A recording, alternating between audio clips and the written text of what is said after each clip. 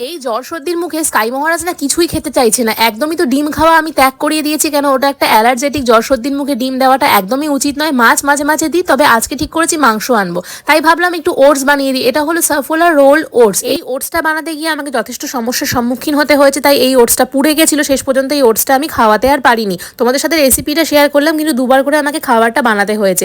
এখানে আমি রোল ওটসটাকে 4 চামচ নিয়েছি, নিয়ে ভালো করে একটুখানি ড্রাই রোস্ট করে নিয়েছি। ড্রাই রোস্ট করে তোমরা চাইলে গ্রাইন্ডারে গ্রাইন্ড করতে পারো। তারপরে 1 বছরের ওপরে হয়ে গেলে তোমরা গরুর দুধ অ্যাড করো। আমি এখানে ফর্মুলা মিল্ক অ্যাড করেছি, দিয়ে ভালো করে জাল দিয়ে নিয়েছি। সাথে একটু গুড় অ্যাড করেছি। চিনি ফিনি ওকে আমি একদমই দিই না। খাবারটা আমাকে দুবার করে বানাতে হয়েছে। বলেছিলাম যে প্রথমবারটা পুড়ে গেছে, কিন্তু খাবারটা বানানোর সময় ভেবেছিলাম ও একটুখানিও খাবে না, কিন্তু যাকে যাক মোটামুটি কিন্তু টেস্টি হয়েছিল এবং খেয়েছে।